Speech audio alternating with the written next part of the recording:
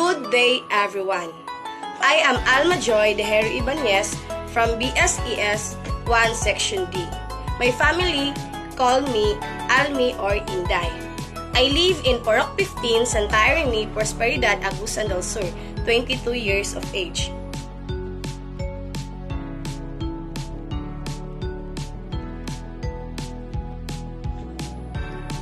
Ang napili kong bagay ay ang libro.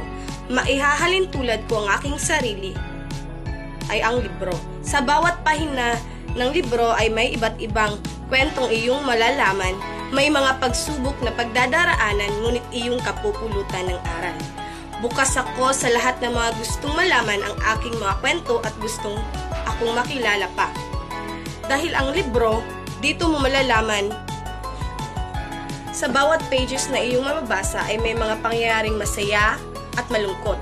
Ngunit, hindi sa lahat ng bagay ay kasiyahan, may mga pagsubok na mapagdadaanan, ngunit sa pagpatuloy mo ay magandang nakaabang sa iyo.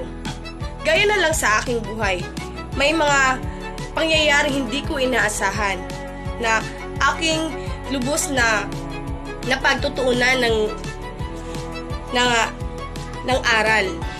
Ngunit, sa pagpatuloy ko, hindi iyon naging hadlang. Ginawa ko yung instrumento upang ako'y magpatuloy sa aking mga pangarap, upang ako'y umahon dahil hindi diyan nagtatapos ang iyong mga pangarap sa buhay. Kailangan nating maging matatag, kailangan nating lumaban sa lahat ng mga pagsubok na ating mapagdadaanan. Dahil ang librong ito ay may mga magandang maidudulot sa iyong buhay. Kailangan mo lang magbasa, kailangan mo lang sipagan ang iyong sarili upang iyong makamtan ang iyong pangarap sa buhay.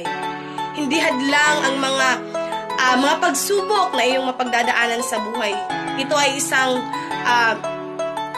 binigay ng Diyos upang ikay lumaban, upang ikay maging magtiwala sa iyong sarili na kaya mo.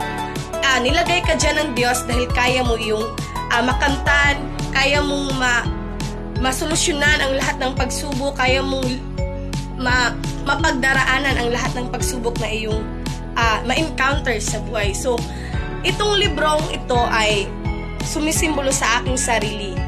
Dahil ang bawat pahinang na ating mababasa ay may mga kwento, may mga iyong kapupulutan ng aral.